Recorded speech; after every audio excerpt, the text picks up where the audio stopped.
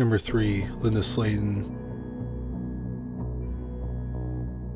As summer 1981 was coming to an end, 31-year-old Linda Slaten moved into a housing complex in Lakeland, Florida with her 2 sons, 15-year-old Jeff and 12-year-old Tim. They lived a few doors down from Linda's sister, and Linda's mother was planning on moving in across the street shortly. For the past several years, Linda had been raising Jeff and Tim on her own. Their father wasn't around much. He had an alcohol use disorder and he was abusive. On the afternoon of September 3rd, 1981, Tim had football practice. His coach dropped him off. That night, 15-year-old Jeff spent the night at home. Linda and 12-year-old Tim went to a neighbor's home to play cards. They returned home at about 1 a.m. and Jeff was in bed. Tim went to bed after arriving home and was soon asleep. The next morning, Linda was supposed to meet her sister. Her sister made her way to Linda's home and noticed that the screen on the bedroom window had been taken down. She looked in her sister's window and saw her body unnaturally slumped across the bed. She immediately sensed something was wrong and called the police. In the bedroom, the police found the dead body of 31-year-old Linda Slaten. She had been strangled to death with a coat hanger from her closet. She had also been sexually assaulted. The police checked on the boys in their rooms. They were unharmed and completely unaware that their mother had been brutally murdered in the apartment while they slept. The police determined that the killer got into Linda's bedroom through the window while she was out. The police found what they believed was a valuable piece of evidence. They found a partial palm print on the windowsill. The police's first suspect was Linda's ex-husband. However, the police confirmed he was in Alabama on the night of the murder. Next, the police investigated Linda's boyfriend. He also had an airtight alibi. The police thought that 15-year-old Jeff might have killed his mother. Jeff and his mother had conflicts, but it wasn't anything too unusual for a mother and teenage son. They learned on the day of the murder that Jeff and his mother had argued. Jeff voluntarily took 2 polygraph exams and he passed both. He was cleared as a suspect. After that, the case went cold. Their mother's murder haunted Jeff and Tim Slaten. They carried on with life as best they could. Tim took solace in playing football. When Jeff and Tim were older, they got married and had kids. Throughout the years, the police continued to work on the case. In 1999, a DNA profile of the killer was created from the rape kit. However, no match to the DNA was found. Both of Linda's sons, her ex-husband and her boyfriend, were eliminated as suspects. Then, in early 2018, a new criminal investigation tool emerged, genetic genealogy. The crime lab at the Florida Department of Law Enforcement believed that Linda Slaten's case was a good candidate for genetic genealogy. So they began the process, and by 2019, researchers had narrowed in on a suspect. The identity shocked everyone. He had a connection to the family, but he had never been considered a suspect. He was Tim's football coach, Joseph Clinton Mills, affectionately known as Coach Joe. Mills was 20 years old at the time of the murder. Mills often gave Tim rides to and from practices and games. On the night of the murder, Mills dropped Tim off at home and briefly spoke to Linda. He was questioned by the police over the phone the day after the murder. He said he dropped off Tim, talked to Linda quickly, and that was it. The police had no reason to suspect he was involved in the murder. After the murder, Mills continued to coach the football team and gave Tim rides to and from practices and games. Tim found a lot of comfort in his coach and the team and had a team photo hanging up on the wall of his bedroom. The police investigated Mills, and it turned out that in 1984, A few years after the murder, Mills was convicted of grand theft for forging a will. He didn't serve any time in jail. However, they did collect his finger and palm prints, and they were still on file. They compared it to the palm print that was found on the windowsill. It was a match. It turned out that in 2019, Mills was still living in the area. His home in Kathleen, Florida, was about 7 miles from the crime scene. He was married and had children and grandchildren. At the end of 2019, the police went to Mills's home and secretly took some garbage that had been set out for trash collection. They went through the trash and found some adhesive tape. The tape was given to the crime lab and male DNA was found on it. It was an exact match to the killer's DNA. In December 2019, Joseph Mills was arrested. He claimed he had been a guest at Linda's home and they had consensual sex. However, in February 2022, 41 years after the murder of 31-year-old Linda Slaten, 61-year-old Mills pleaded guilty to sexual assault and murder. Linda's family, including her 2 sons, Jeff and Tim, confronted Mills at the hearing. At times, they yelled at him, demanding to know why he killed Linda. Jeff said, quote, "I hate you. You can't die and burn in hell fast enough for me," unquote. Mills did not apologize for raping and murdering Linda. Instead, he said, quote, "I'm a good person. I'm not that person they're painting me out to be," unquote. He was then sentenced to life without parole. It's unknown where Joseph Mills is serving his sentence. He is currently not registered in the Florida Department of Corrections Offender Network. If he is still alive, he would be 64 years old. Number 2. Jazmin Gonzalez. In November 2006, 22-year-old Jazmin Gonzalez worked as a housekeeper at the Horizon Casino Resort and Spa in Lake Tahoe, Nevada. Gonzalez was a single mother. She had an 8-year-old son.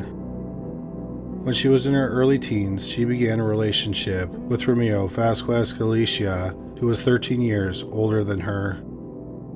Galicia had been physically abusive and controlling. In October 2006, Gonzalez got a restraining order against Galicia after years of being tormented. A month later, on November 19, 2006, 22-year-old Jazmin Gonzalez went to work her normal shift at the hotel. While working, she entered room 806, which had been booked by a man named Evan Garcia. It didn't appear that anyone was in the room, so Gonzalez began to clean it. Suddenly, her 35-year-old estranged boyfriend, Ramiro Vasquez Galicia, emerged from the closet. He struck her twice in the head with a hammer. He then stabbed her 46 times and cut her 14 times with a knife. Then, using a pair of scissors, he cut off her hair. After Galicia was done, he left the murder weapons, a roll of duct tape, and the dead body of 22-year-old Jazmin Gonzalez in the room. He then walked to another hotel that was about 3/4 of a mile away. At the hotel, he called the police and he turned himself in. Galicia told the police he wanted to talk to Gonzalez. He thought if he could force her to listen to him, she would take him back. So he had his friend, Evan Garcia, rent the room for him. He had him ask specifically for a room on the 8th floor because he knew Gonzalez frequently cleaned rooms on that floor. He said that he didn't go to the hotel intending to kill her. He had planned to duct tape her mouth and talk to her. But when he emerged from the closet, things quickly got out of hand. He said she brought up their son and he snapped. He fractured her skull with a hammer and then stabbed her. If Galicia were to be convicted, he was looking at the death penalty. But in March 2007, 36-year-old Ramiro Vasquez Galicia agreed to a plea deal and he pleaded guilty to murder. He was sentenced to life without parole. The Nevada Department of Corrections does not have a working website at the time of this recording, so it's unknown where Gleecia is serving his sentence. He would be about 54 at the time of this recording. Number 1. Ginger Hayden. 18-year-old Ginger Lynn Hayden was an ambitious young woman. In 1984, she lived in Fort Worth, Texas with her mother, Sharon. In high school, Ginger was a member of the National Honor Society. She answered the phone in the school's office during lunch hours. Ginger wasn't exactly sure what she wanted to do when she got older, but she considered being a physical therapist or a college professor. She also worked at a restaurant where she was a waitress, cashier, and cook. Ginger liked to have fun and attended the occasional party. Her mother, Sharon, worked for the Postal Service. The past couple years have been rough for the mother and daughter. 2 years earlier, Sharon had been diagnosed with multiple sclerosis. Then, in April 1983, Ginger was in a car accident and she got a blood clot in her brain. She spent several weeks in the hospital. But a year after the accident, Ginger had gotten her life back on track. Ginger graduated from high school at the top of her class in June 1984. In the autumn of 1984, she was set to start her first year at the University of Texas at Arlington. Early on the morning of September 5, 1984, Sharon was working the late shift at the postal facility. She arrived home around 3:45 a.m. and Sharon's bedroom door was closed. Sharon went to the washroom and noticed a puddle of reddish water on the floor. She was too tired to deal with it, so she threw a towel on the puddle and then she went to bed. Just over 2 hours later, at 6 a.m., Sharon was awoken by 18-year-old Ginger's alarm going off, and she didn't turn it off. Sharon went to Ginger's room to get her up. She was horrified by what she found. The room was splattered with blood. Beside the bed was the dead body of her daughter, Ginger. She had been stabbed 57 times. The police surmised it was a sexually motivated crime, even though there was no evidence she had been raped. Ginger was only wearing her underwear. The police thought she was killed while trying to stop the sexual assault. The police think that Ginger was attacked after she went to bed. The police talked to the neighbors and they heard screaming at around 11 p.m. The police looked around Sharon and Ginger's apartment. They found the murder weapon. It was a steak knife from the kitchen. The police found a pair of Ginger's socks on the bathroom counter. They also had blood on them. There was also a pubic hair on one of the socks. The police believe that the killer used the socks as makeshift gloves. This was confirmed when wood splinters found in the sock fabric were compared to the wood from the handle of the steak knife, and they were a match. Nothing had been stolen from the apartment.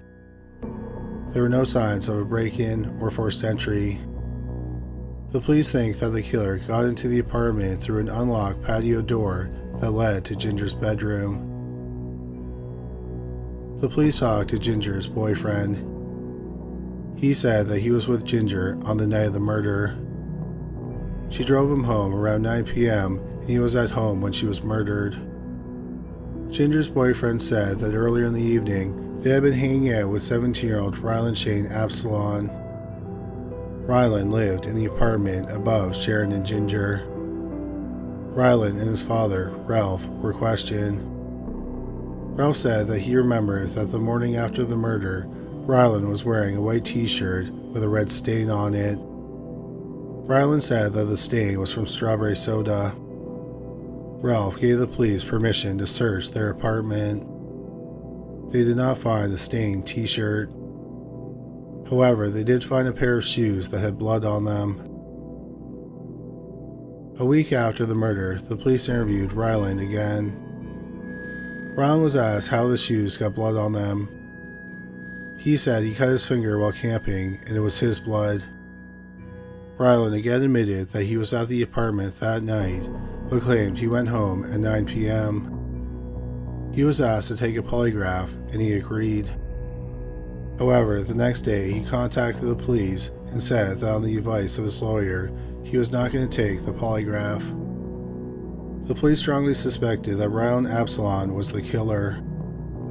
However, they didn't have a piece of evidence that definitively proved he was the killer. Ryland said he had been in Ginger's apartment and bedroom before the murder. So there'd be explanations as to why his fingerprints and hair might be found at the crime scene. About a month after the murder, the case went cold. 25 years later, the Fort Worth Police Department got a grant from the United States Department of Justice. The money was allocated to have DNA testing on evidence in cold cases.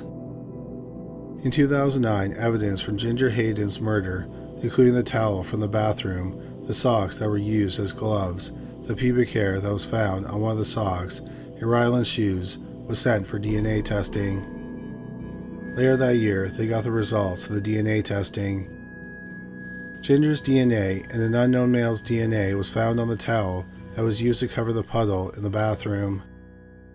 The blood on the socks belonged to Ginger. The pubic hair belonged to the same man whose DNA was found on the towel. The blood on Ryland's shoes was Ginger's. After getting the results, the police tracked down Ryland Absalon. He was living in Sierra Vista, Arizona, with his wife and young child. The investigators got a warrant and collected his DNA via a cheek swab. Testing revealed that his DNA was a match to the unknown male. On August 30th, 2010, nearly 26 years to the date of Ginger Hayden's murder, 43-year-old Ryland Absalon was arrested. After he was arrested, several people contacted the police. In the years after the murder, Ryland had problems with drug and alcohol addictions. 2 years after the murder, in 1986, he was in rehab. At least 5 people who were all involved with the rehab center, who were either patients or employees, said that Ryland admitted in group therapy that he killed a girl. The group had been ordered not to say anything about what any of the participants said during therapy. Ryland told them he wanted to be with Ginger, but she had rejected him, and this made him angry. Around 9 p.m., when Ginger drove her boyfriend home, he got into her apartment by climbing through her bedroom window. He got a knife and the socks and then hid in the closet. Ginger came home, showered, and got into bed. He then waited until he thought she had fallen asleep. Then he walked out of the closet, stood beside the bed, and watched Ginger for a few minutes. He then started stabbing her. He even told the group he had stabbed her 57 times. They said that Ryland said he did it because he wanted to know what it felt like to kill someone. 45-year-old Ryland Absalon went to trial in September 2012. The DNA evidence was the main evidence against him. 5 people from the rehab center also testified. The trial lasted a little more than 3 days, and the jury deliberated for less than 3 hours. 28 years after Ginger Hayden's murder, Ryland Absalon was found guilty. He was sentenced to life in prison. At the time of this recording, 58-year-old Ryland Absalon is serving a sentence at the John B. Connolly Unit in Karnes County, Texas. He'll be eligible for parole in August 2030 after he served 20 years. He'll be 63 years old. Thank you so much for watching today's video. If you enjoyed it, we'd really appreciate it if you subscribed. Also, don't forget to watch our shorts on YouTube, Instagram, and TikTok. Once again, thank you for watching.